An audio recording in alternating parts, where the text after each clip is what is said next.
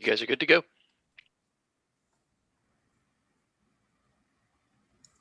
Thank you, Kevin.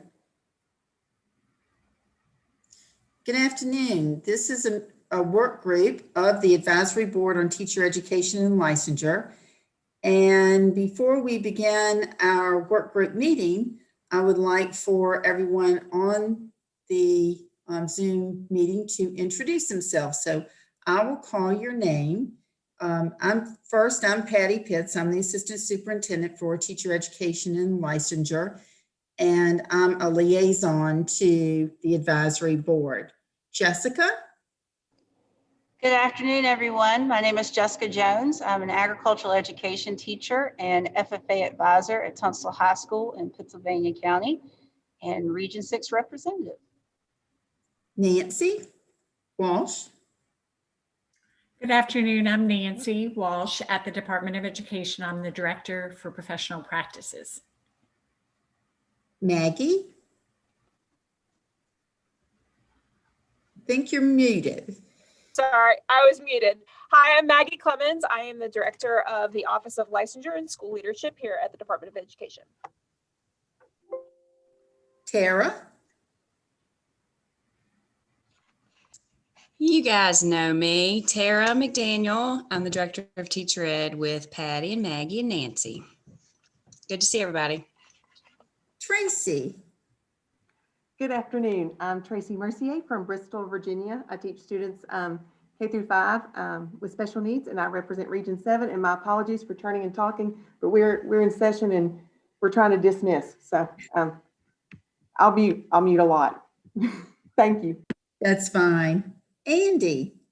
Hi, I'm Andy Cox. I'm the Director of the Teacher Ed program at the University of Virginia's College at Wise, and I'm on the Abtel board to represent public higher education institutions. And Nancy number 2, or we have 2 Nancys on this call. There's a lot of Nancys. Nancy Bradley. I'm a professor at Virginia Tech in elementary education, and also I'm on the school board in the city of Salem, and I'm a citizen at large on Abtel.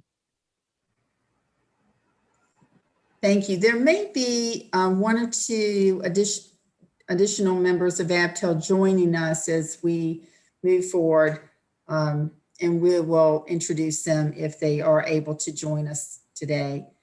The purpose of this meeting is to discuss further the requirements for renewal of licenses. As you know, the advisory board has been reviewing the requirements for license renewal for some months.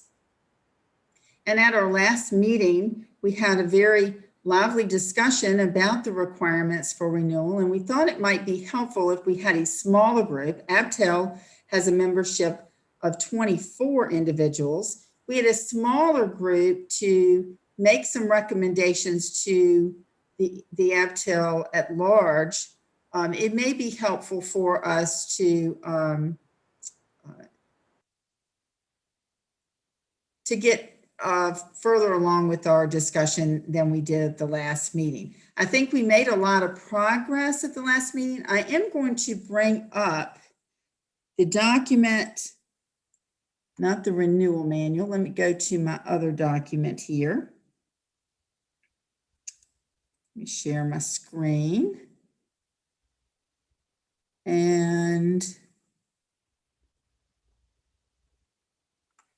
let's see, it may not, let me see if I still have it pulled up. I may not, so let me get that first. Thought I had it, but let me get that for you.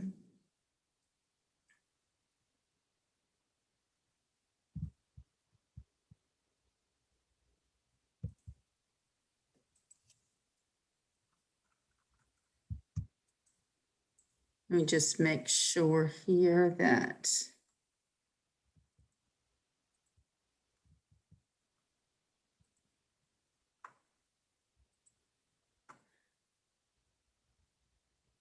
you were not seeing my screen when I was just looking, were you? Good, that was good. So let me just go through here real quickly and get what I need for you.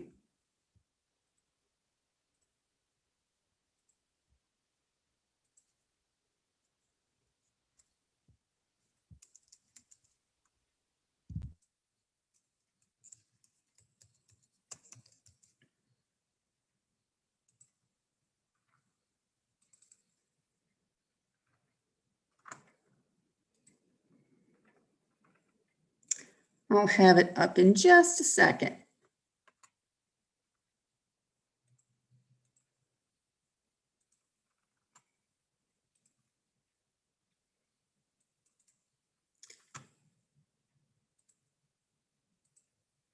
Okay, can everyone see my screen now? Good. First, I just want to give context to individuals who may be viewing our meeting today. First, the Board of Education approved 270 points for the renewal of 10-year licenses. And that is the area in which we're going to discuss today. Currently, there are 8 options from which individuals can earn points. The Board of Education also approved the maximum number of points for each of those 8 options. You'll see those on the screen here. We did talk about including under option 8, which is professional development and learning activities, to include the statement about high quality micro credentials. There was a comment at our last meeting that micro credentials take many forms now, and that there needed to be some kind of vetting process for micro credentials, but that they would be a good professional development pathway for individuals for renewal. And also the statutory requirements. We will probably need to wait until March to conclude our recommendations or formulate our recommendations for the Board of Education, because the General Assembly is now in session, as you are all aware, and there are some bills before the General Assembly to add requirements to the requirements for renewal, such as cultural competency, which we have discussed and support is actually one of those topical areas that would be mandatory for all individuals to complete, as well as African American history for the endorsement in history and social sciences. And also there has been discussion about requiring training in the area of special education in order for individuals to renew. So we will need to wait to see what comes out of the General Assembly before we conclude our recommendations to the board. But let's move on now, and this is where we need your help. During the last meeting, we looked at the different areas in which that were presented to Abtel in which renewal requirements could be completed. These are topical areas or categories. Some even refer to them in our discussion as buckets, where individuals can complete requirements for renewal. Now there are domains of professional competency listed in the renewal manual that give some very broad requirements for renewal, but this would restrict the categories in which individuals can complete activities for renewal. If you look at the top box, which was presented to Abtel, originally the categories included diversity, equity, and cultural competence. Then we moved on to school division, professional development, and learning. In this category, it was stated that all individuals who are employed would have to take at least or complete 15 points in activities offered by the Virginia School Division or employing educational agency. Then the third area or topical area that would require at least a minimum of 15 points as initially presented would be social and emotional learning, trauma-informed teaching, strategies, and classroom management. And then, of course, the mandatory statutory requirements for renewal are listed in the fourth box. And the number of points would depend on what areas individuals are currently endorsed. For example, counselors have to take additional training, as well as individuals who are teaching civics, American government. Now, during our last meeting, to recap, there were a few minor adjustments. One, there was a recommendation, it was not voted on, but there was a recommendation to remove the topical area of school division professional development and learning, and to focus on those categories of content or specific areas in which individuals would complete activities for renewal.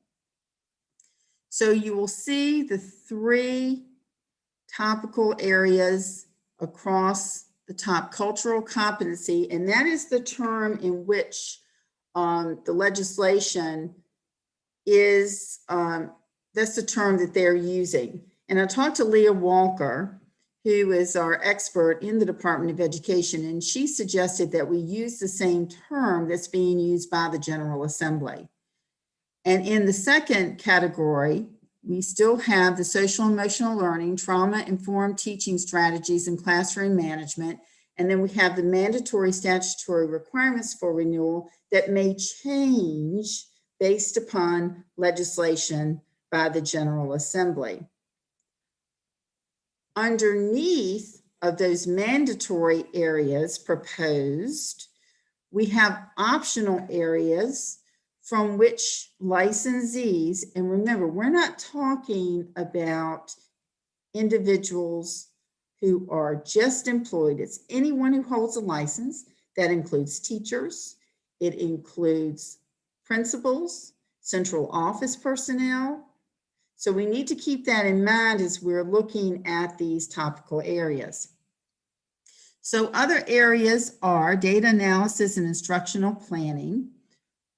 During our last meeting, a comment was made that we need to ensure that such training would be relevant to the assignment area. So if you're teaching a particular area, or if you're a principal, that your data analysis and instructional planning should be pertinent to your assignment. Under the area of technical integration and computer science, it was recommended that we change that topical area to digital learning integration. And then you'll see instructional assessment practices, school division professional development and learning, and professional knowledge. We also discussed having some definitions surrounding the mandatory areas. It could also be that we could develop some definitions for these other topics as well. And that's what we need to talk about. So at this point, if you would, if you can, just unmute yourself so that we can have a discussion about the actual topic areas that we now have based upon our discussion at last month's Abtel meeting. Patty, can I ask for just clarification here? Sure. And this is Andy. So when I look at the 8 topics for, I guess, what it used to be, what we have now, the cultural competency would actually replace diversity, equity, and cultural competency. Social emotional kind of replaces school division professional, or are they just kind of reorganized down with the draft? They're pretty much reorganized, except that the school division professional development and learning, based upon the conversation, would move to the optional areas, but you're absolutely correct that the title of that category would change based upon the legislation that is now before the General Assembly that refers to this requirement as cultural competency.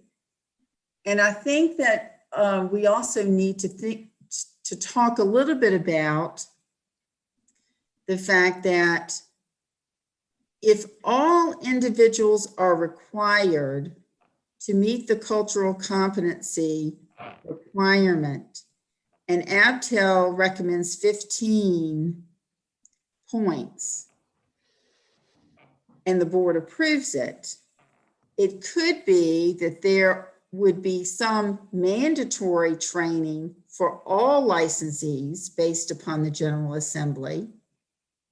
And that could be 5 hours, it could be 10 hours, but an individual would still need to complete 15 hours or 20 hours or what Abtel recommends in that particular category. I think once we feel comfortable with the categories that we have to suggest to the Board of Education, then we need to talk about how many points in each category should be required for all licensees. So why don't we begin by discussing the categories themselves? What are your thoughts about the categories based upon our discussion at the last meeting of Abtel? This is Nancy Bradley. I like the change in wording so that it aligns with the General Assembly. That makes a lot of sense if we're going to, like the cultural competence. I mean, we spent a lot of time defining what we were going to call that, but this really kind of encompasses all of that. My concern as these develop is that we make it, it's a lot for the school divisions to be like, you've got 15 hours and all these different buckets. And so I think the clear that we can make that piece of it, and then the other piece of it was supposed to be extra hours that like their school division offered, correct? So where would those go now? You're referring to the category that was in the first draft. Right. Individuals would still take professional development courses or offerings from the school division, but they would go in one of these categories here. And you can see school division professional development and learning is still listed. You can see it listed here as another category. Oh, okay, there it is. Yeah. Okay. But it wouldn't, unless Abtel recommends it, it wouldn't be mandatory that everyone who is employed complete something in that category. Right. Well, I agree with you. I would think that they would do things in these kind of categories to make sure that their teachers got the required one, that they made sure that they had some cultural competencies, some of those other areas. And the premise of the renewal system initially was that it's an individualized renewal system so that the licensee has some options or some choices to take or complete activities that are specific to his or her own professional growth as identified by him or her and his or her employer. Patty, this is Jessica. That's one of the things that keeps running through my mind, thinking about the 270 points total. Is how do we integrate to make sure that if it's a requirement that you maximize your point value for that requirement so that you get time served, if you would, but also have enough leeway that you can insert those things where you don't feel like I got all my point values because everything was required of me, and then that piece of flexibility kind of goes and fades into the background. If you look at the illustration, based upon Abtel's last discussion, it would require about 45 points of mandatory points in those top 3 categories. Could be a little bit more though for a few individuals, but it would be 45 to 50. So that's something that Abtel needs to think about. But out of 270, that still gives one a pretty broad, it's a lot of points left, in other words, for the individual to select activities that he or she thinks that they need the most. Thank you. Does that help? It does. You know, in all honesty, as some people are going through the process now and realizing things will change for the future, it's like, well, how much of what I can kind of put in scope and sequence can I wait and say, okay, in the next 2 years, I can take care of this if it's still an option. Like, that's just some of the conversation I've been hearing is as people are starting to come around to renewing their license and know that changes are out there, what they're going to be able to actually do and pretty much how much hamstringing is going to occur. So that's what's been playing in my mind. The statutory requirements, there's really no give on those. Everyone has to do those. What this will do, will it expand the requirements in those 2 categories that are listed, or how many categories the board ultimately decides to approve?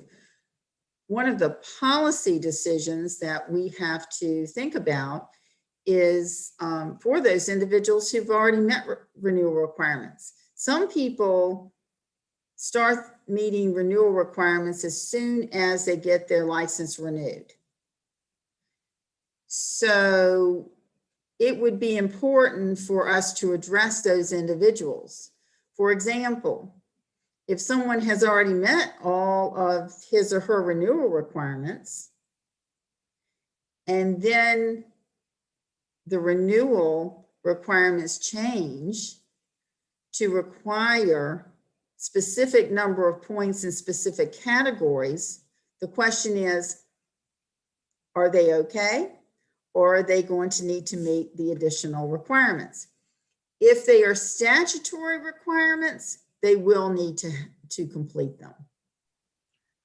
This is Nancy Bradley again. I would think that would almost be like a college catalog where if you started your renewal with this list of requirements, that until you came to your next, then you would pick up with the new requirements. I mean, it doesn't, I agree, because a lot of teachers are pretty focused on, I'm going to get those done early.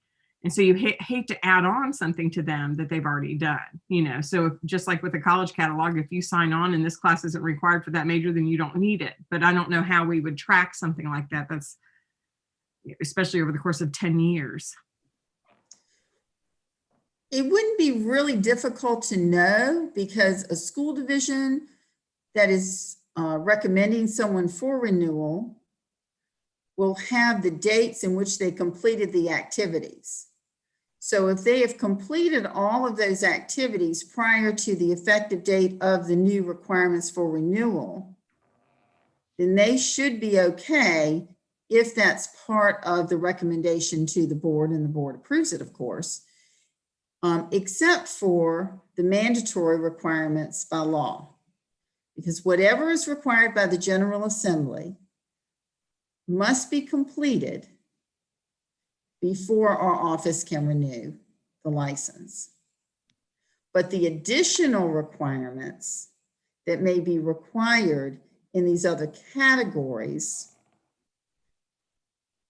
may not be required of those individuals who have already met the requirements. If that ultimately, and this whole conversation is based upon what the board ultimately decides and approves. But those are things that we have to think about when we make recommendations to the board, that Abtel must make that clear, that that's its desire, that these individuals would not be penalized if they've already met renewal requirements with the understanding that they're going to have to meet whatever statutory requirements the General Assembly passes. I would think that would, I mean, that makes sense to me only because the statutory requirements are kind of non-negotiable. I mean, there's just, they're Right. like the CPR training, things like that. I could understand that. But I'm thinking like a situation like we have a class called Culturally Responsive Teaching and Classroom Management. So say they take that class, well, that covers a couple of these categories, and it's also worth quite a bit of points because it's a class, but that could cover a couple categories and count for college credit, correct? Correct. Okay. Correct. So let's first get a pulse for where everyone is on the categories themselves. Patty, can I ask one question? Is that, can I go back to what Nancy is, if somebody took a 3 credit hour class, would they be able to count 90 points for the class plus additional 30 or 30 points? Or does that class max out at 90 points? Well, a class would be 90 points based upon the current configuration of the 8 options, and it would be under option 1. Right. So it would be 90 points.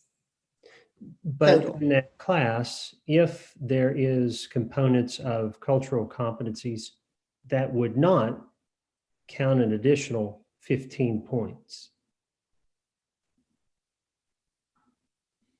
So are you saying the course is in some other area? No, what I'm thinking about is that if a course, it counts 90 points in option number 1, and that course also meets some of areas outside of option number 1, would that course also be able to get additional points? Okay, so let's go back up here and talk a little bit about the options. These are the 8 options. So if someone completed a 3-semester-hour course, the individual would receive 90 points based upon the current configuration, which could change. Yeah. So the college credit is 90 points, period. You wouldn't count it in any other category because it is a college course, but this is where it gets complicated. And it's going to be a little hard to explain, is that those 90 points could be in the category of diversity, equity, and cultural competency, or down here in cultural competency.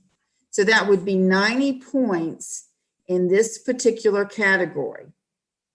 That means after I've taken that one course, that's 90 points, I would have to complete all my mandatory statutory requirements, and then I would need to obtain 15 points in this category in the middle right here. And then the remaining points could be in any of these other options below. And I But think you've answered it is a 3 credit hour class is worth up to 90 points. How that's distributed is dependent on what that class is and what the competencies are in that class, but it cannot be worth more than 90 points. That is correct. Yeah, thank you. Thank you. That is So correct. Patty, is that a misprint then up where it says college credit 270? Scroll up, it says college credit 270 and then it says 270. Like where it says college credit, is that, why does it say 270 points next to college credit? Okay. In the manual, it will certainly explain this to a better degree. This is just a brief snapshot. Okay. But that's a good question. These are the maximum number of points Okay. that one could earn in each of these categories. For That makes sense. example, professional conference. A person could not meet all 270 hours through professional conference. Just couldn't do it. A person could not publish a book and use that for the full 270 hours. Now, it could be that Abtel wants to make some recommendation to change these points. The number of points for each of these options was initially approved by the board, but I don't know that the Board of Education is necessarily wedded to this configuration particularly. Certainly Why that did you could say that that's the maximum they can get in that area? So they could get all of their licensure points in college credit if they were working on a master's or some sort of licensure. So that makes sense. I just didn't understand how I was trying to add them together and get to 270 and that was not working. So I'm like, I don't know. So yeah, I understand now. That makes sense now that it's the maximum. Right. It would have been better if I had put a header on this to say maximum number of points for each of those. Patty, So all this really does is give you a mechanism to add up the number of points for renewal.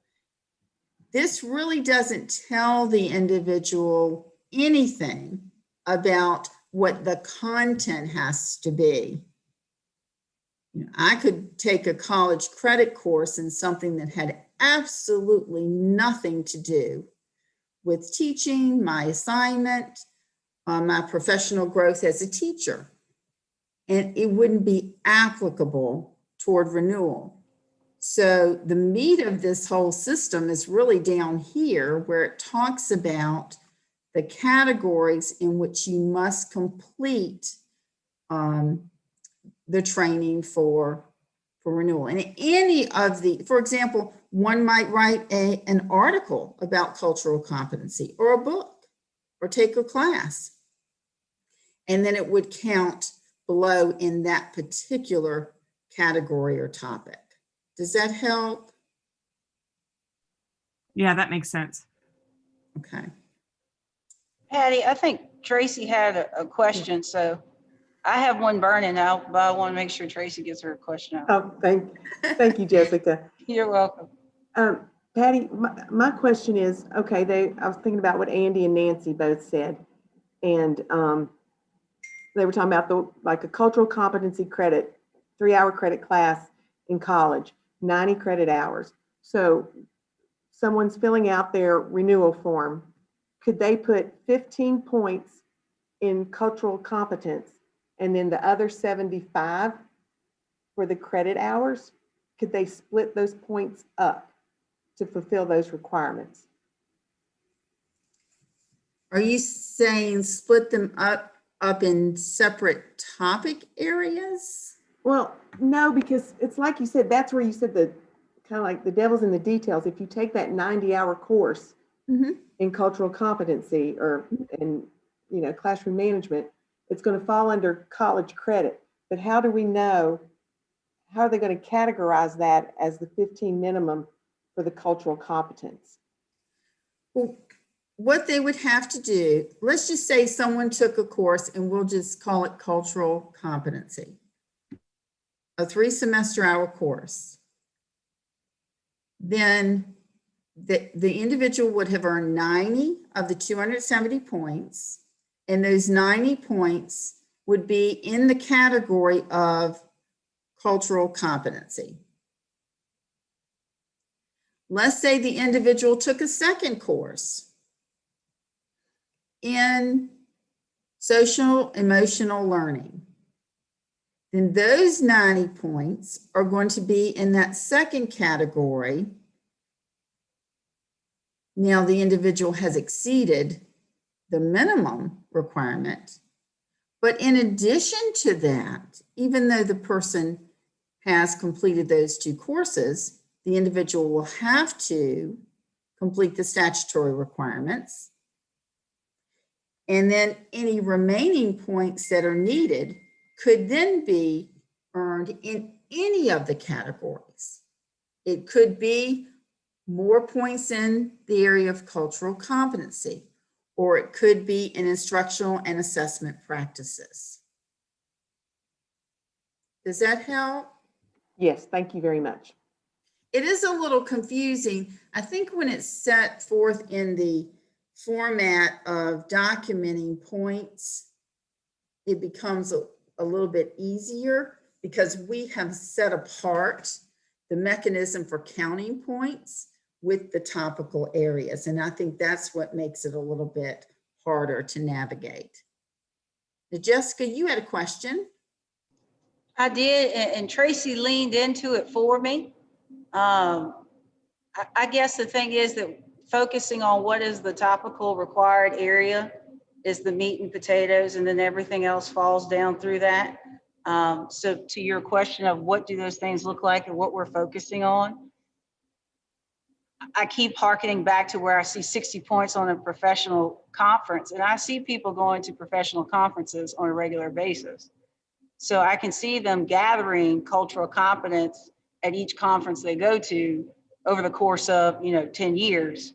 Is that worth 60 points? In my mind, it's worth greater than that. So ultimately, I like what we have. It's just what you said, aligning the point value to the structure so that it looks more clear. I think that's where I need to go in next to make sense in my head.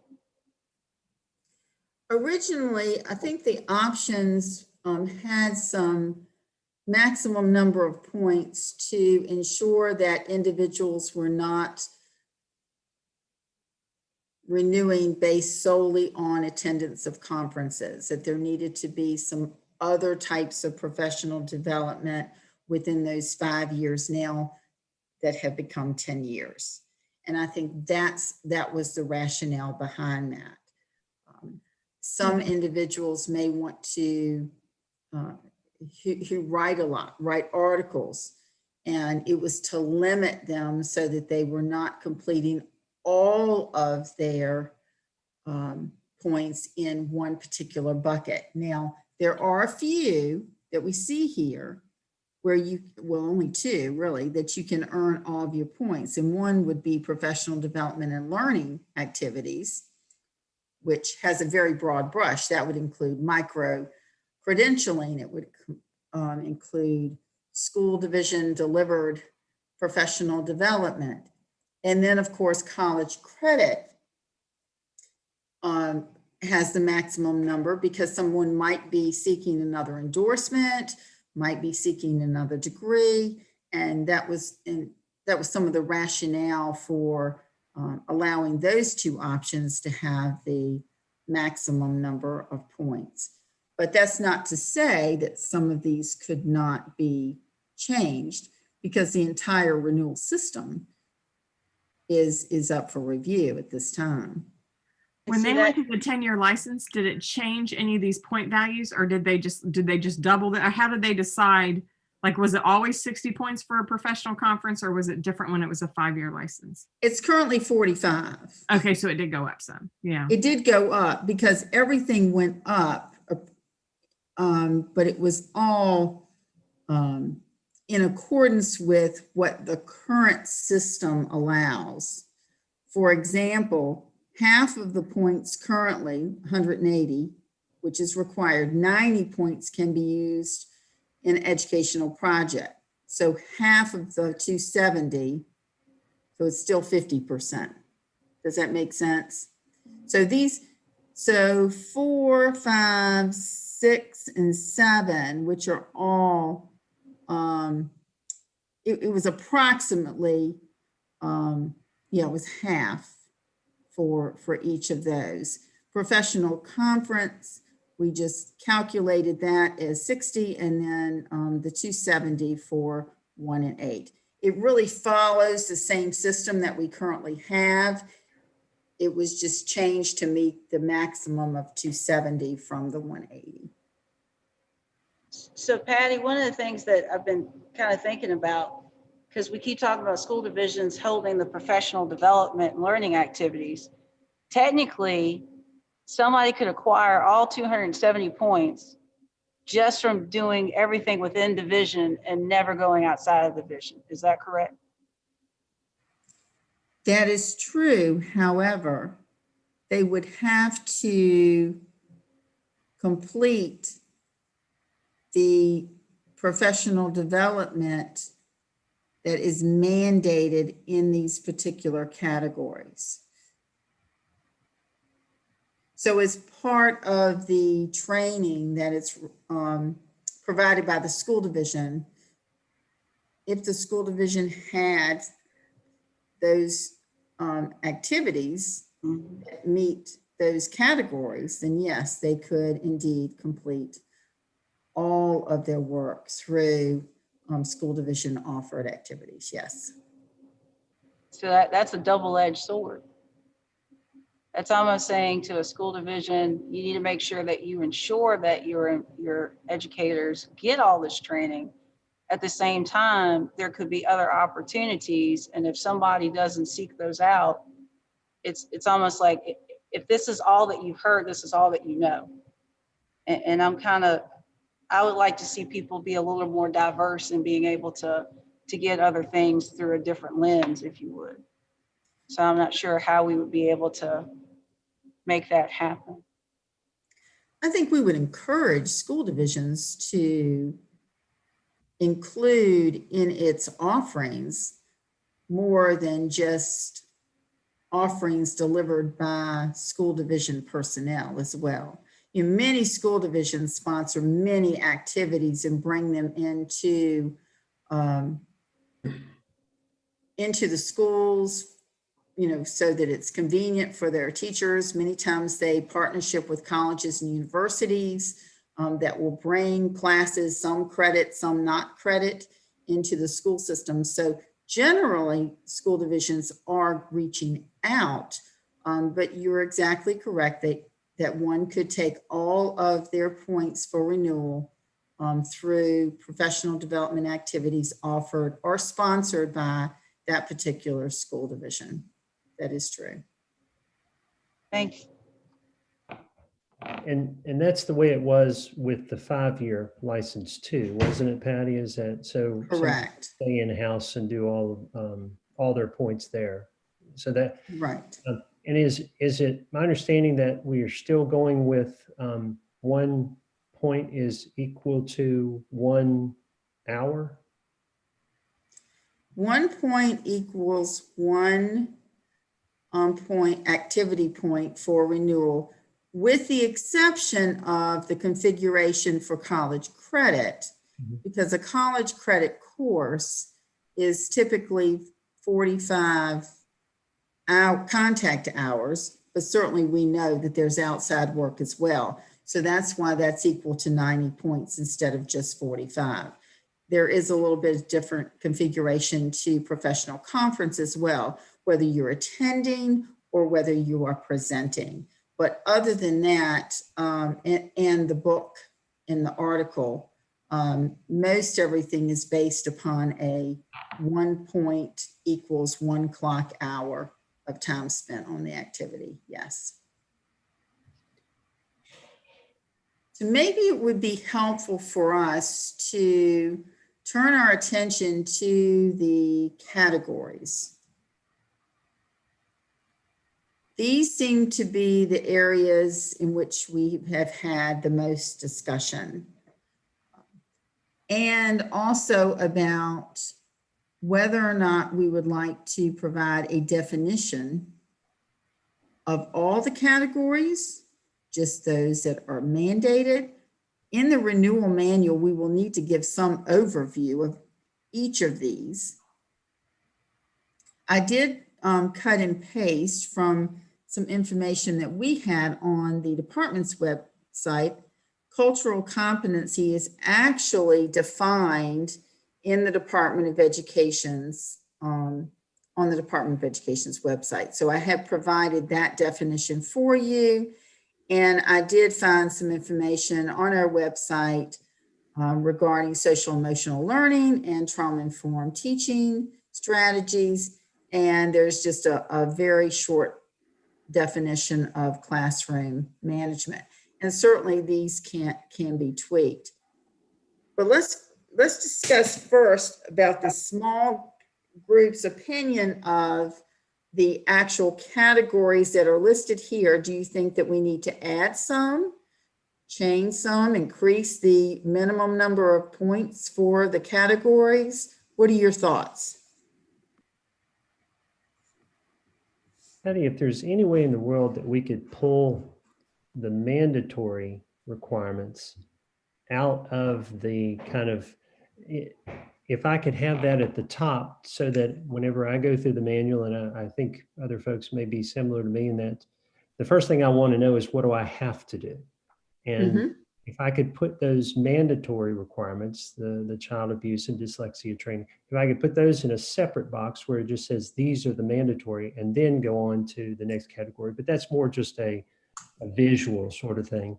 But it may help because right now they're kind of grouped in with where options are. Well, I think that the top 3 categories are all mandatory. So the cultural competency, the social emotional learning, et cetera, and the mandatory statutory requirements, all 3 of those would be mandatory. And then if you go down below that, you can see it on the page. I'll scroll down a little bit more. You'll see that these are other areas to earn points for renewal. And have all of those areas been approved for mandatory? No. Okay. No. What we are going to do, or what Abtel will do, will be to make recommendations to the Board of Education regarding what are the mandatory requirements for renewal. There's nothing that Abtel can say about the mandatory statutory requirements. There's no discretion there.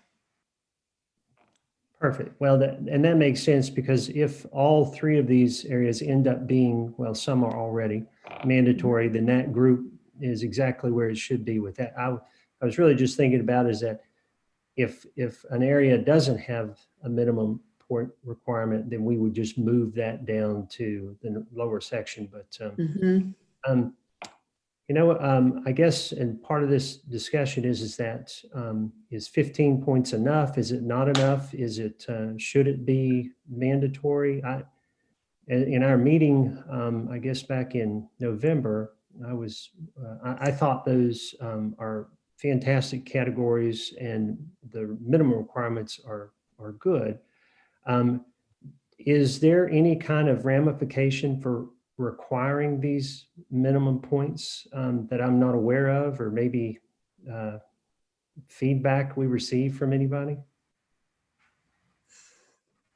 I haven't received any negative feedback from individuals. However, I would say that we would hear more comments once proposed regulations are sent out for public comment. Not everyone listens in on Abtel meetings, and not everyone is totally aware of what your discussions have been.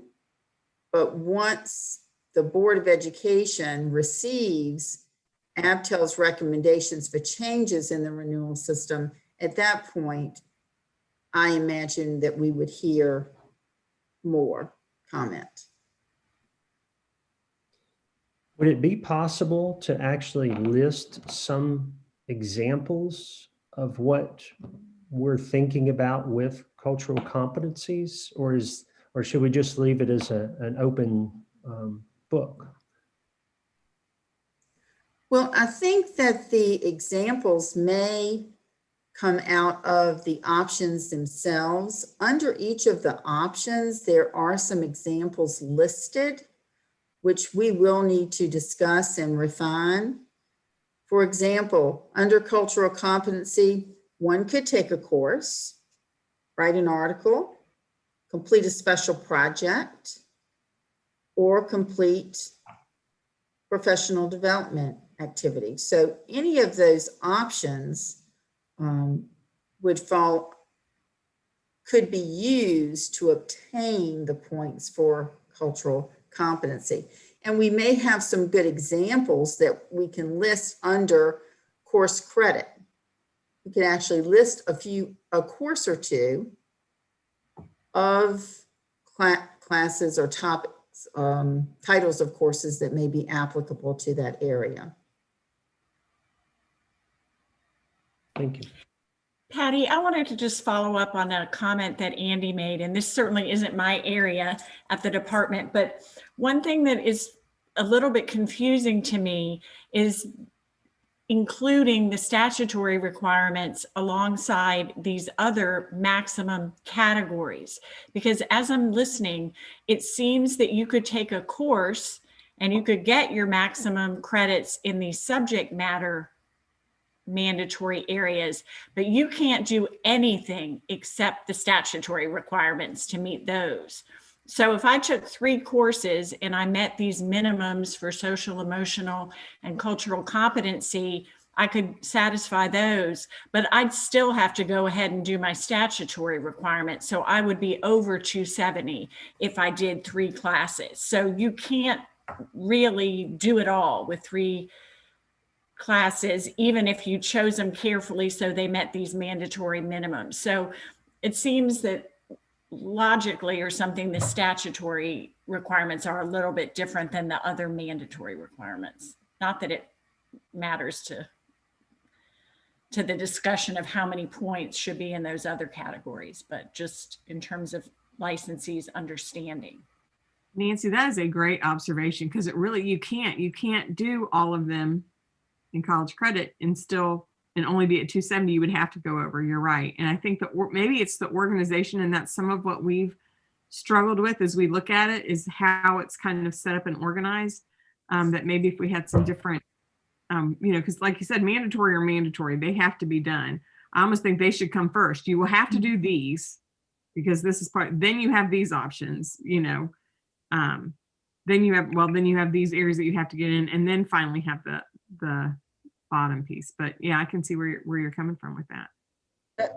I think the issue is the verbiage itself. Like all of it, according to the General Assembly, this cultural competence will be mandatory, but the mandatory statutory is a completely different group. So even if it's not going left to right, if you sub-tier it with mandatory statutory requirements, do a subgroup, and then go additional mandatory cultural competence, mandatory social, emotional, it shows that it's mandatory, but it gives almost a hierarchy of this is statutory and this is a subgroup of other.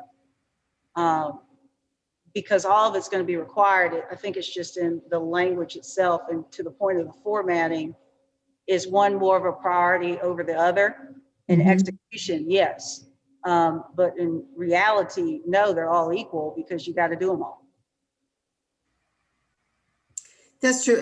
I understand what you're saying, because it does cause a little bit of confusion. Everyone has to do the mandatory statutory requirements. So we need to list those separately to make it very clear that everyone has to do those, and then perhaps give the additional 2 areas, or how many the Abtel decides as far as the minimum number of points required, and give those optional areas as a third, list those third.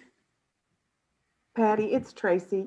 I know we don't have any leeway regarding the various categories that are under the statutory requirements. Do we have any discretion regarding the point system? Because when I look at this, child abuse and neglect recognition is 5 points. Dyslexia awareness training is 5 points. The hands-on emergency first aid CPR is 5 points. But that takes a lot, it takes much more time to complete that. And some teachers have to pay for that out of their own pocket. So can we double that to 10 points? Possibly. I don't know if we have any leeway with points. But when I compare those 3 categories, there's a lot more involved in the CPR, first aid, and AED training. I certainly could contact some of the offerers of that training. I know I've taken the first aid, CPR, and AED training before, but I thought you could do it in about 5 hours, but maybe not. I think you can. And that's true, but it doesn't make sense to me that the dyslexia awareness training is 5 points, and it doesn't take the time it takes to do the CPR, the child abuse and neglect recognition intervention training. You know, we can watch those modules through VDOE, and they're both 5 points. But whereas the training is a lot longer than those training modules, but it's the same amount of points. I just think if you're doing time-wise, you could maybe make it double 8 points. I don't know, but it's a lot more activity and more intense than the other two. The reason that we landed on the 5 points was because each of those, it really varies. I've heard some people say that they've gone through the child abuse and neglect recognition in a fairly quick amount of time. And then others have said that they really concentrated on it and took them quite a lot of time to really study it, learn it, know it, and feel very comfortable with it. The current requirements for renewal state that an activity must be at least 5 hours for professional development, and those hours do not have to be consecutive. That is the reason we landed on the 5 for those statutory requirements. It depends on how much time an individual will put into those trainings. For example, dyslexia awareness training. It may not take 5 hours to go through it and read it, but to really study it and learn it, it probably would. So I think that's the difference, Tracy. And that's where it came from for the 5 points. Since Okay, that was thanks. the minimum number for an activity. And some people did express to us when we first established those requirements that it did take them longer. If you really want to learn the information and not just read through it quickly, it would take you quite a bit of time. Okay, thank you very much. So what is your feeling about the 15 points, a minimum of 15 points in those two categories? Do you think it's enough?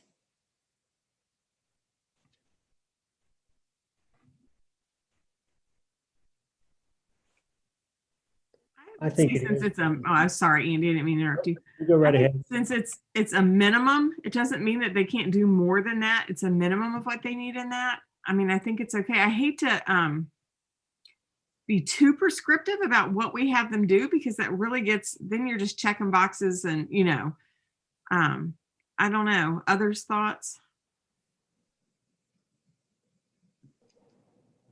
So the 15 points in essence is 15 to 20 hours of training of some sort. And then that's to be acquired once in a 10-year time frame. Correct. It's 10 years, right? So to Nancy's point, I don't want us to be so micromanaging that it's like, oh, you must have 30 points. And it goes back to that, if it's being done in-house, how much strain would that put on a school division versus somebody being able to go out and get another nugget somewhere else to meet that 15 points over a 10-year period of time. I think 15 is sufficient unless there's going to be so much more detail that comes out of the General Assembly that it's going to require more points to be added to that. What do you think, Tracy? Since you're teacher too, I think it would be helpful to hear your view. Oh, thank you. I think 15 is very, very doable, because I was thinking, over the course of 10 years, you might take a cultural competency 1 year, teach a couple more years, take another one. I mean, things change. So you could get it over the course. I like it. I think it's very doable without too much pressure. I think it's doable. I like it. What I think about most teachers would too. And what about the second category, the social emotional learning, trauma informed teaching strategies and classroom management. Excuse me. I think the minimum 15 hours is going to be easily provided by every school division now. We're all talking about the social emotional learning. So I think 15 is also very doable. And like Nancy said, it's a minimum. We can always get more. And we're not being pigeonholed. I like them. I like those totals. And even if we increased it, it still doesn't keep them from doing it all in one setting. Like we can't say you got to do 15 in your first 3 years and then 15 in your, I mean, even if you increase it, they can still do it all in one setting. So. Is everybody pretty much in agreement with that?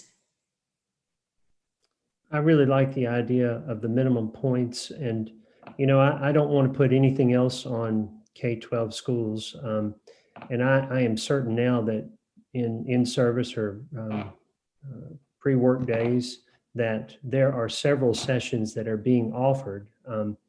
I think this will enhance those sessions, and hopefully, since there's 15 points, it would be something that is an annual event. But I'm going to go back to what I said. I almost feel bad by asking K-12 schools to do more, and a lot of this will certainly fall on their shoulders. What about the other categories that are elective? Do you think those need to be expanded? Are you happy with the ones that we have listed here? I do like how you changed the technology integration to digital learning integration.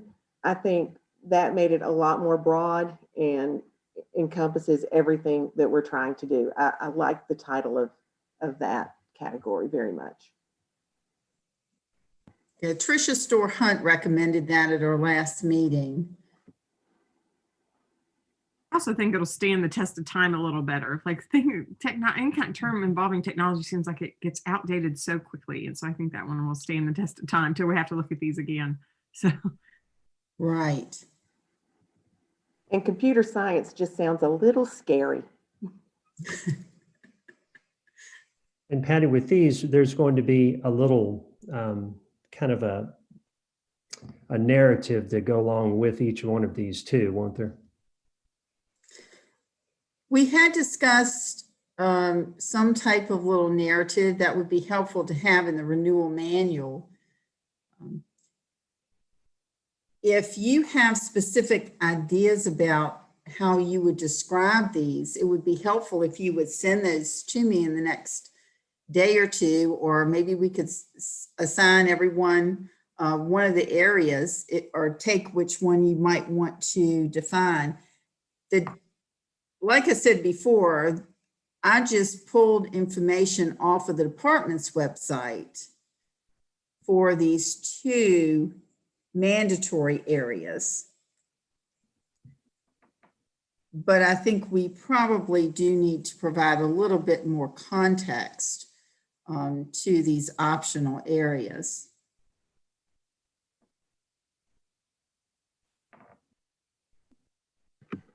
Patty, I'm sorry, I have a quick question. These Sure. required for renewal on that second page, third page, the data analysis and things like that, those could fall under any of those other 8 broader categories like professional development, educational project, and things like that. Right. So any of those could be in the category of professional development. Is that what you're asking me, Tracy? Yes. Yes, you're absolutely correct. Yes. Okay. And we're going to require all 5 of those? No. Okay. Those are just optional areas. The only areas now, based upon Abtel's discussion, that individuals absolutely have to cover will be the cultural competency, social emotional learning, etc., and the mandatory requirements. The others are just areas in which individuals may choose to complete additional training to get their 270. Okay, because I think it's the required for renewal that's listed above other areas to earn points. for Oh, renewal. that shouldn't be there. You know what has happened? I have I just had the, Okay, because that scared me. I saw that and was like, no, that's not supposed to be there. okay, okay. So I can No. mark through that. I think it's just came from the top. That was a good catch. That should not be there. You're absolutely correct. That needs to go. Okay. Patty, I think that's a header thing where it's just bleeding It one is. over into the other. It is. Yeah. Okay, good, because it gave me a little bit of a heart attack there, so. As long as Yes. it doesn't make it into the manuals, we'll be okay. There you go, Andy. There you go. Yeah, let's get rid of that. So if this is approved, 45 points will be mandatory, and that will leave 225 for each individual to pick and choose and work with their school system to work on. Correct. Right. Which is just 17% of all your points. So they can get them the other way. So I think that's a pretty decent percentage requirement, 17%.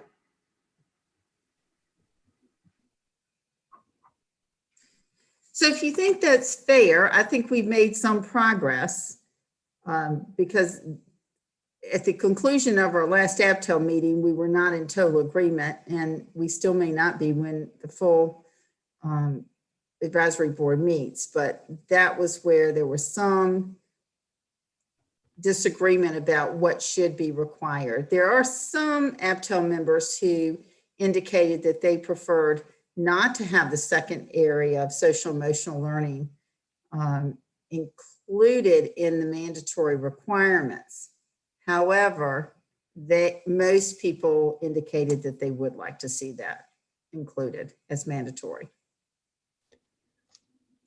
Patty, do you have any information from other states, or are they pretty prescriptive? Not that we're going to mirror what another state is doing, but I'm curious, do you know of any other states that are similar, or do they mandate certain areas? It really is across the board. I can pull some information for you. It's been a few years since we looked. At that time, many of the states were requiring some coursework and had more emphasis on coursework than we do. Probably most of you know, but our statute will not allow us to mandate coursework for renewal. So in Virginia, there's actually a law that says we cannot mandate that someone has to take coursework through a college or a university for renewal. I like our law. And it was based upon the fact that it was expensive for teachers, and the requirement stated that if you did not have a master's degree, you had to take a 3-semester hour course in your content area. There were a few exceptions. And individuals who had master's degree could complete all of their work in other areas. And so it really wasn't very equitable among teachers. So the General Assembly did fix that, and we cannot require that for individuals. It's still an option, but it cannot be mandated. Because it presents a hardship. Mm-hmm. Right. To the point of that little piece, I think it's not going to go away until you pull up some of the pieces in the 3 columns that we're looking at. The required, where it keeps, that header keeps going into the second page.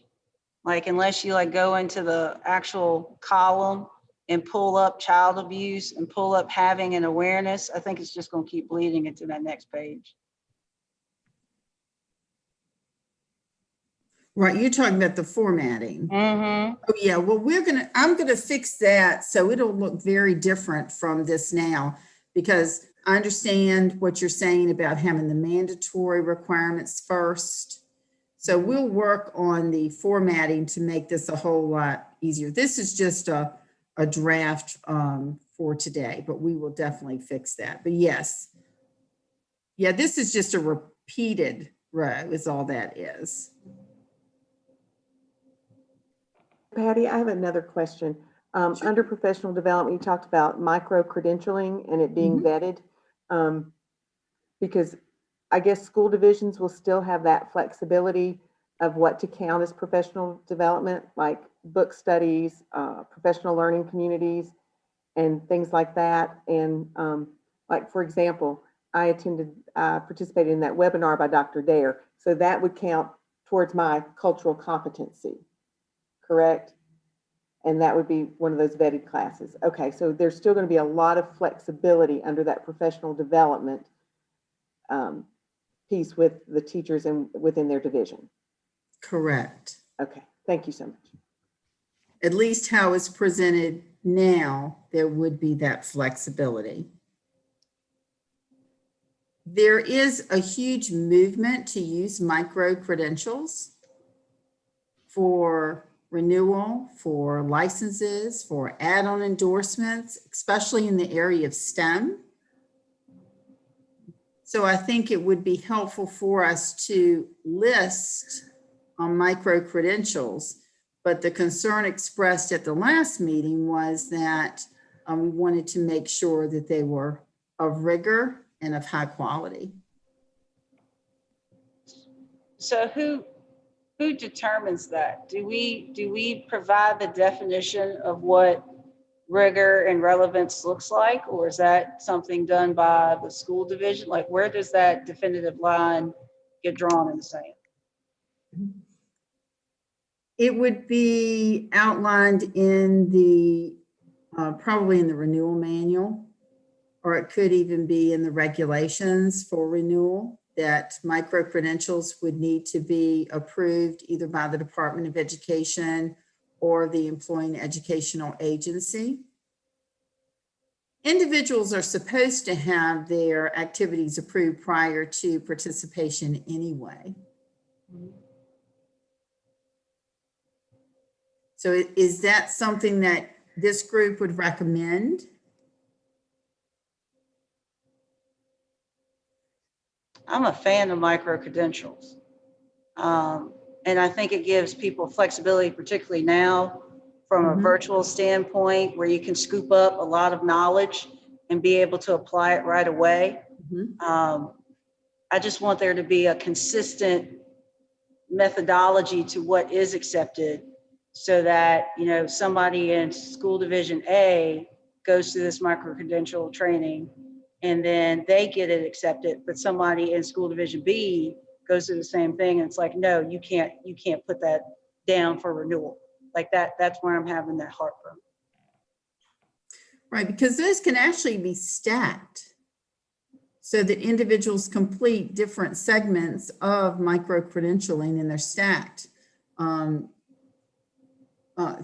activities. So I can see that many individuals would like to use those for professional development activities, and in some of these other, in these categories where they have relative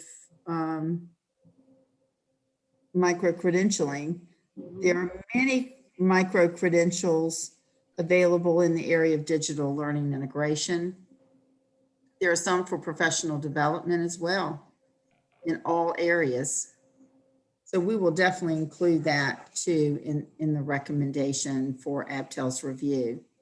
Could the state possibly like say, these are a list of approved providers of micro-credentialing, possibly in that way, like Jessica said, if it's approved in school division A, then it's to be approved in school division B.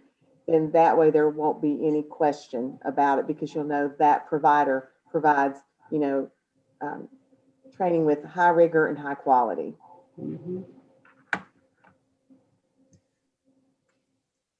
I think it would be a great deal of work to do, but we have started some review of micro-credentials now. So I will talk to Michael Bowling about that and see what process would be viable for us.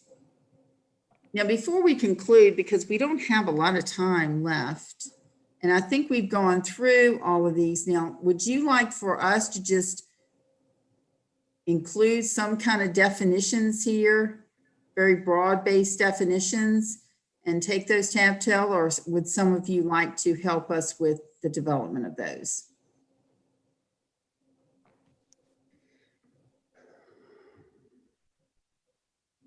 Can you go back up to the page 3, please? Sure. So we're talking about definitions of the, all right, next page. That one.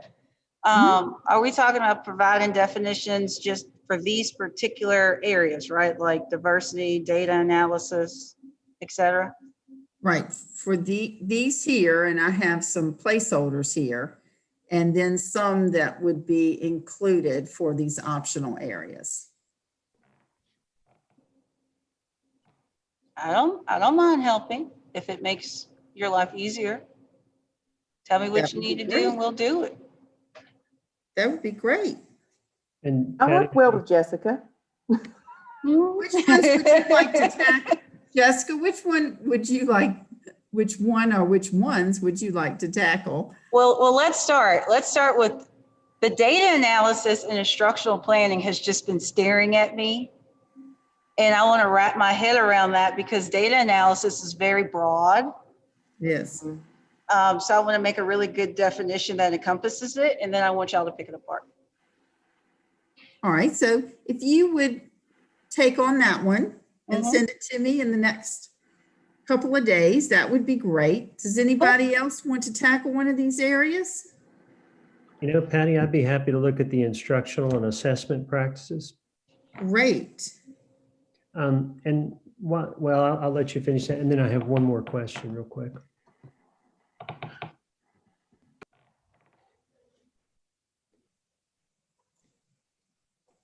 So in the top section there, if you can scroll back up again. Sure. So this is now, keep going up there. Okay, so that is our maybe current, but below is going to be the proposed, because right now we've removed that school division professional development, a minimum of 15 points. So we've removed that. It's not, we're not doing that. That is based upon the discussion of Abtel at its last meeting, yes. This Okay. was the original draft. It's not what we're operating under for renewal, but that was the original draft. And after much discussion, Abtel removed the school division professional development and learning, and we moved that to optional areas.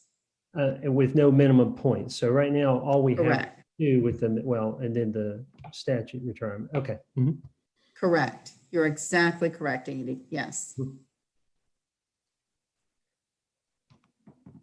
All right, so we have Andy's going to tackle instructional and assessment practices, and Jessica is going to tackle data analysis and instructional planning, and we will work on the others. And if the two of you would just send those to me when you can in the next couple of days, we'll incorporate that as we get this plan in a better format for Abtel to review. If we could very, very swiftly go through some of these policy issues, I don't think it's going to take us very long to move through them. The first one is just that the activities for renewal must align with one of the topics set forth in the regulations. And I do think it's important to note that all of those categories do align with the performance standards and evaluation criteria for teachers that will be presented to the Board of Education at its meeting this week. It will not be approved for final approval until March. But we wanted to make sure that the performance standards were listed, not verbatim, but the areas were covered in these categories. And the second bullet is what we've already talked about, that if someone has already completed requirements, then they will not have to complete the additional points other than those required by the statute. The third one is a statement that we have in our current policy, and that is there's complete reciprocity. If an individual works in one school division and the renewal activities have been approved, when that individual goes to another school division for new employment, the points carry over with him or her.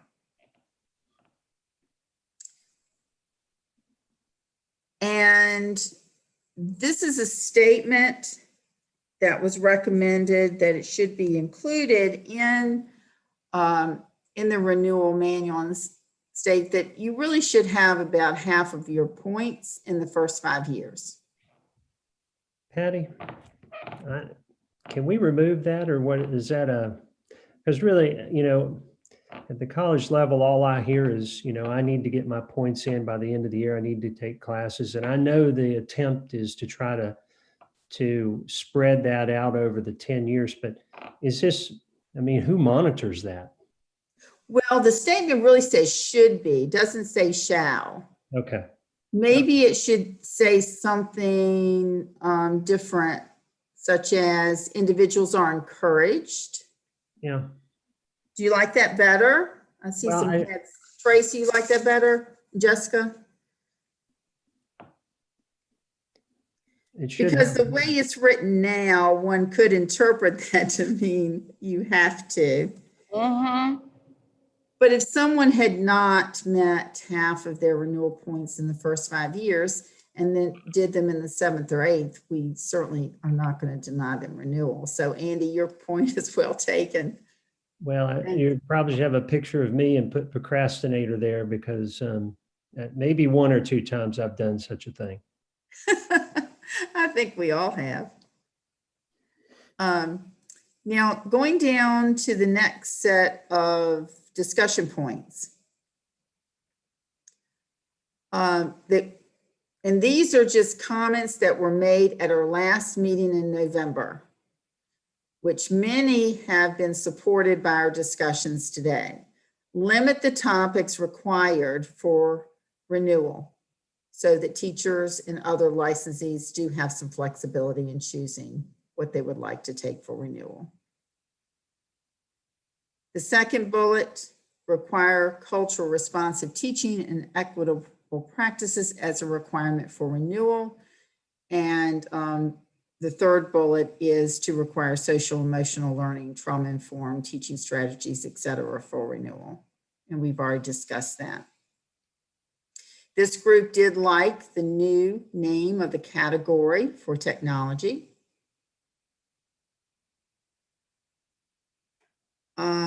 There was discussion about not mandating the number of points in the category of school division professional development, because we didn't want to, we wanted there to be an understanding that individuals may renew whether they're employed in a school division or not. And I think the next bullet just supports that. Allow high quality micro credentials toward renewal, and this group is very supportive of that as well.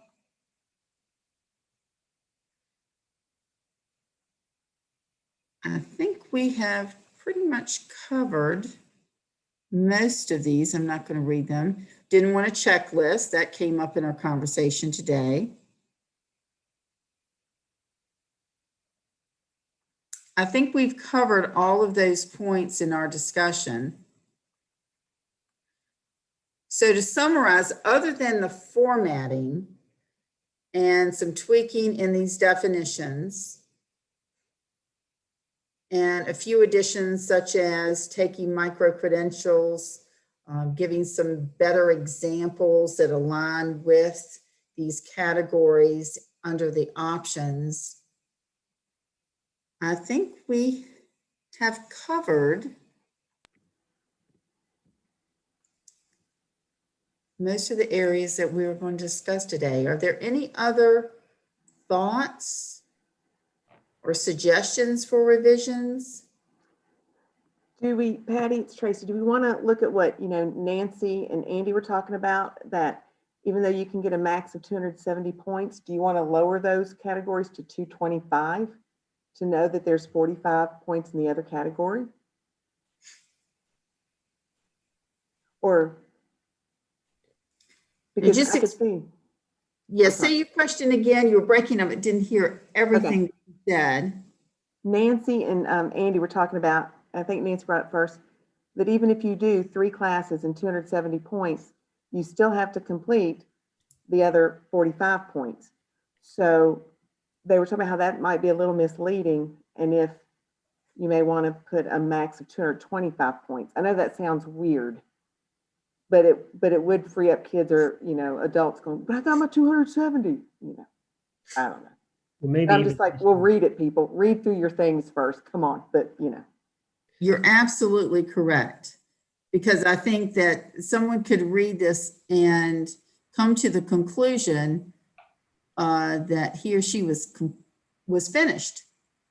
So I have 270 points in college credit. and Now, maybe- this will be in a totally different format. We'll need to take the regulations from the current licensure regulations and mock them up to comport with this. And we will also need to take the renewal manual, which will give more context to our discussion. But no, I totally understand what you're saying. We need to make it very clear that those mandatory statutory requirements have to be completed, even if one has 2,000 points for renewal in 10 years. And there will be people that will have that many or more, but they still have to complete the statutory requirements.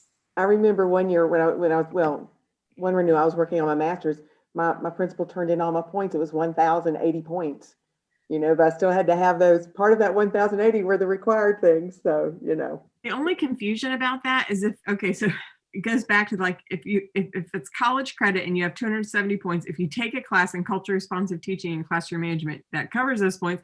So that really you could take 15 points off of it for the statutory piece, but the others, you can get what we would call double bubble. You can take a college class and get credit for that and get credit for the,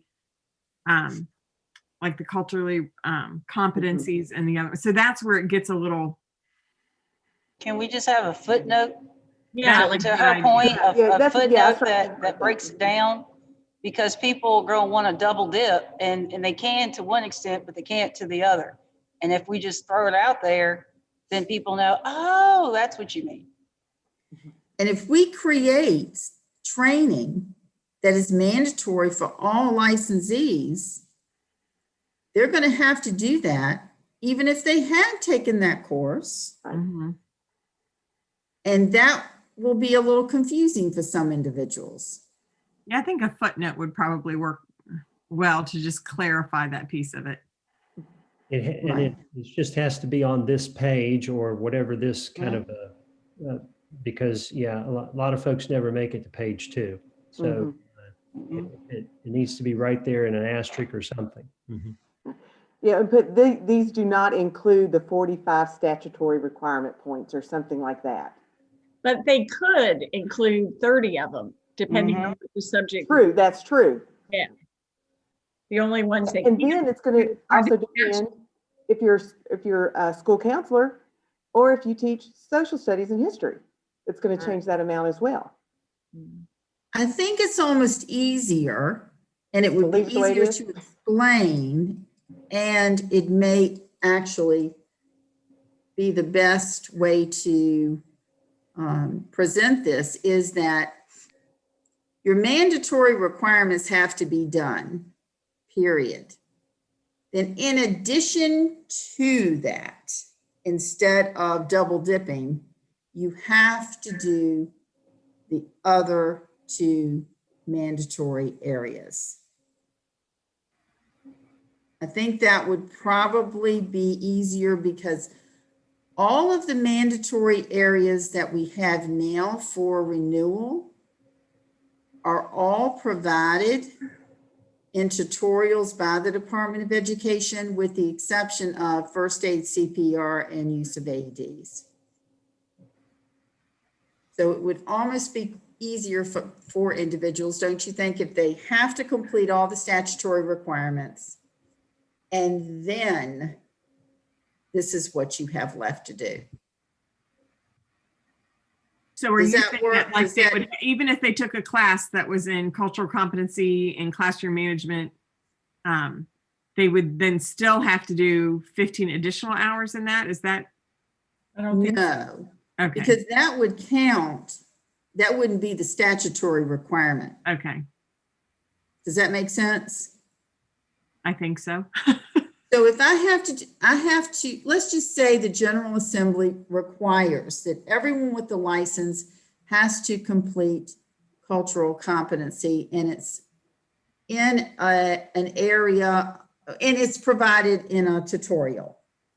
So I do that, and I get 5 points, or how many points there are. Then I know in the next 10 years, I still need to have 15 additional points in this area. Okay. I'm just wondering, I think that might be easier to understand, and individuals still would not have an excessive amount of points in that area, but that is an area in which we really do need to focus. Does that make sense for everyone? Andy, does that make sense? Because I know you brought this up early on, and as we've talked, it's become clearer and clearer that this might make it. It does, and I Okay. think you explained it very well. Mhm. You're okay, Tracy and Jessica, y'all okay? Mhm. Yes, Nancy? you're a very good communicator. Very good. Thank you. Yes, it was very crisp. I liked it. But Okay. I do want to bring something else up, though.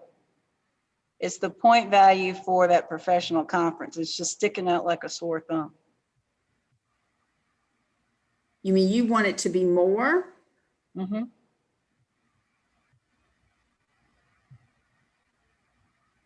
In all honesty, I would think that there would be a difference between attending a professional conference versus presenting at a professional conference. Yes. There is a Because- difference. You do. But it's not I think listed it's, here. Yeah, you do. You get more points for presenting. I think it's 15 points and it's 5 points for attendance. Okay, so the reason why I keep coming back to this, and I've seen it happen since we went through the pandemic and people kind of projecting forward, changing the modality, trying to encourage people to participate, be more engaged in their professional organization and attend professional conferences. I can foresee people saturating 60 and still having above and beyond over the course of 10 years. But also getting to a point of, well, I've got my 60, then what do I need to continue on for? You know what I'm saying? Like, I feel like that's a place where we can add more points, and those that are presenters will get their due, and those that are now starting to become more of that attendee will continue on. But I think that we're not giving enough credit in that area. I also think that goes back, Jessica, to what you're talking about in terms of getting professional development outside of your district. Like if you can go to attend a conference, I mean, that's when you kind of come back and you're energized and you've seen things that people are doing in other places. I agree with you. I think 60 seems very low for that, but that's, yeah, my opinion as well. And what would you recommend? And the only thing, before you answer that, let me just explain one, I guess, another piece of information regarding professional conferences. Sometimes people call and they will say that they have participated in some type of workshop and they're counting it under professional conference, but it's really not a conference, it's a workshop. So I always tell them that probably should go in option 8, not in option 2. a conference is just that. It's a conference. But if you're going to some type of professional development, workshop, meeting, and in some cases, it might be a conference. It could possibly go in 8. But I just wanted to explain that to you so that you understand that sometimes individuals are going to professional meetings and they're really counting in 8, not in 2. But Right. what would you recommend that number to be? Because we can certainly ask the board to reconsider the number of points. I wouldn't push to 135, but I would say to 100, simply because, and Tracy knows this, we've hosted professional conferences, and that's where, and I want to say it was Nancy that said it, people come back, they're energized, and they look forward to it, and then you have a whole year to continue to grow, and then maybe put your hat in the ring to be a presenter the next time. So I really think there's a way to motivate our colleagues to want to be a part of their professional organizations who are holding those professional conferences. And then along the way, yes, there are, workshops here and there, but I think specifically in that area where people utilize, a week or 2 over their summer, or even sometimes in the spring, where they are really focused on getting out information to their colleagues and using that right then and there, we need to give them more point value for that. So I would say you don't have to go to 135, but at least 100. And that I agree opens up 100% with you, Jessica. 100 is exactly what I had in mind. So I think, yeah. But I do think that that's an opportunity to connect with colleagues. And I think it's something that, we really need to put more value on. So I agree with you. And I think once we can travel again, a lot more teachers are going to want to go to conferences. Yes. I'm just saying. Yes. Yes. The collegiality, the social interaction, the networking, the mimosa, however you want to put it. It's just, I think that piece is where we're going to see a lot of growth across our state in a very short period of time. And it'd be cool to see, what are the different things that individuals are participating in to grow their knowledge and experience. And it is very helpful to spend time with colleagues, to meet new people and find out some of the innovative, creative things that they're doing in other school divisions or in higher education. And it could even be related to micro-credentialing, where you're learning more about it. I know that there's one huge micro-credentialing conference that takes, I think it was about a week or something, that individuals go and participate and learn from that experience. Okay, that's helpful. Any parting questions? I've already kept you late. Don't want to keep you any later unless somebody has any last parting comments. Well, thank you. This has been very helpful. And I think it will be very helpful to us to present something to Abtel that will give a little bit more structure and a better format to the document, as well as some definitions. And Jessica and Andy, thank you for your willingness to send us a few definitions for our consideration. So thanks for your time today. This has been extremely helpful for us. Thank you, Patty. Yes, thank you, Patty. Good to see Bye. you. Patty. Good I to miss see seeing all of you you. in person. Yeah, hopefully we'll be able to meet, but I have a feeling it's not going to be, I think the earliest would be the fall. I agree. I think we're going to have to meet virtually at least through the spring. Well, you all take care, and good to see you. And thanks again for your time. Bye, guys. Bye-bye.